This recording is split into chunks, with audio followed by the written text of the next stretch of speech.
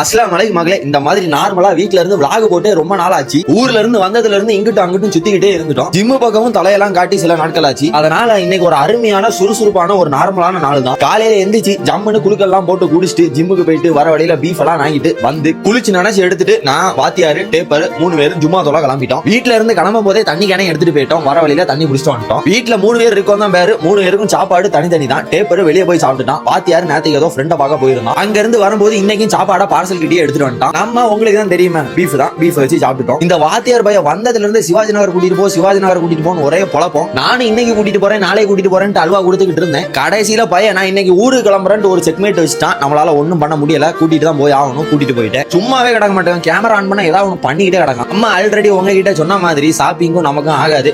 நமக்கு ட்ரெஸ் எடுக்கிறனாலே ஆகாது. அதனால அவன் பின்னாடியே சுத்திட்டு இருந்தேன். ஒரு கட்டத்துல ஆளும் காணாம போயிட்டான். சரி அவன் ட்ரெஸ் எடுத்துட்டு கால் பண்ணுவான்ட்டு நானும் ஒரு ஓரமா ஒதுங்கி நின்னுட்டேன். ஒரு மணி நேரம் கழிச்சு கால் பண்ணான். ட்ரெஸ் எடுத்து முடிச்சுட்டு ரைட்டு போற வழியில டீயும் இந்த சிவாஜி நகர்ல இந்த பால்கோவா பப்ஸ் கிடைக்கும். அதையும் ஒண்ணு வாங்கி சாப்பிட்டுட்டு வீட்டுக்கு வந்து ஆளு பொட்டிக்கிட்டி எல்லாம் கட்டி கிளம்பிட்டான். நேரா அவனை பஸ் ஸ்டாண்ட்ல கொண்டு ஏத்தி விட்டு பிரியா விடையெல்லாம் கொடுத்துட்டு கிளம்பி வீட்டுக்கு வந்து சமைச்சு சாப்பிட்டுட்டு நாளா முடிச்சுக்கிறேன். ஒடுக்க முக்கியம் மகளே.